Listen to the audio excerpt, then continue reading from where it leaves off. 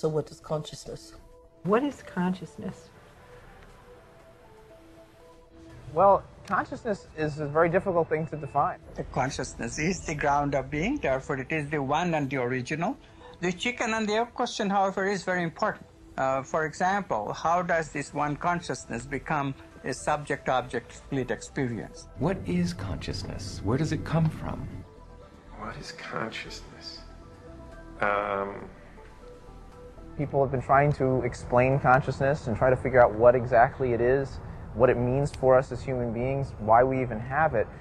On a simple way of defining it is it has to do with awareness, and in particular it has to do with awareness of the self. That's at least how we as human beings have self-consciousness, so that when we look in a mirror we recognize that it's ourselves that we're looking at and not some other person or some other animal. There's quantum coherence among proteins in the brain to give us the unitary nature of self, how we have only one sense of self in our brains, despite the fact that there are processes going on all over the place within the brain.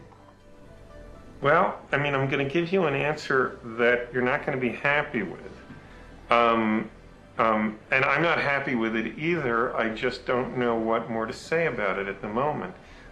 There is one can use all kinds of other words: awareness, self-awareness, sentience, feelings, what people call qualia in philosophy. These just seem to me synonyms for it. They're not elucidating what's going on at the bottom of it. Let it suffice to say this. I'm putting myself back on the border again.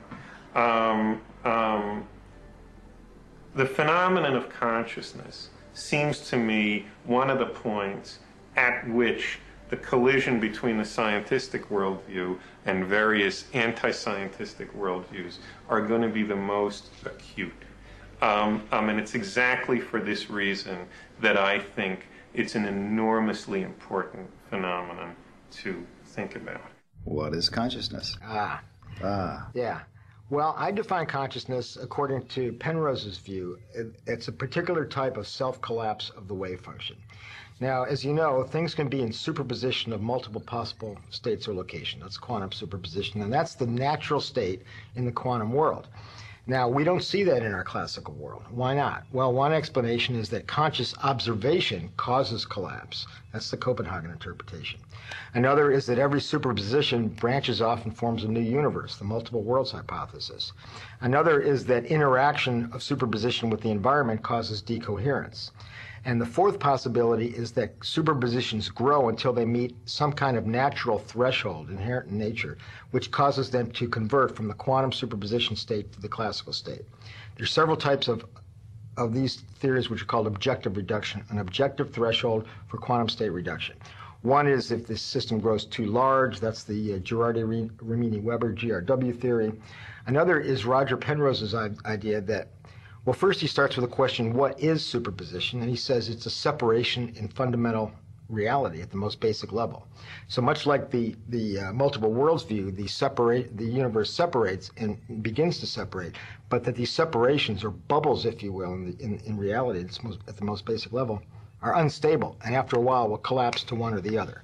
And that this type of collapse, this type of objective reduction that occurs due to this instability in the separation of the universe, is consciousness.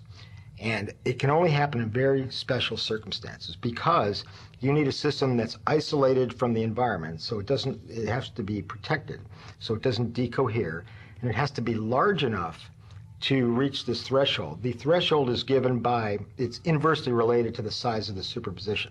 So something very small, like an electron in superposition, if protected from decoherence, would take 10 million years to reach threshold, and then it would have a very dull, tiny moment of consciousness. Something very large will reach threshold quickly. And in the brain, we think that quantum computations occur which reach threshold roughly at 25 milliseconds. So 40 times a second we have conscious moments, collapses, these self-collapses, in which the superpositions collapse to the classical world. And it's a process occurring at the most basic fundamental level of the universe, at the Planck scale, basically, connected to the brain by quantum computations occurring in our brains.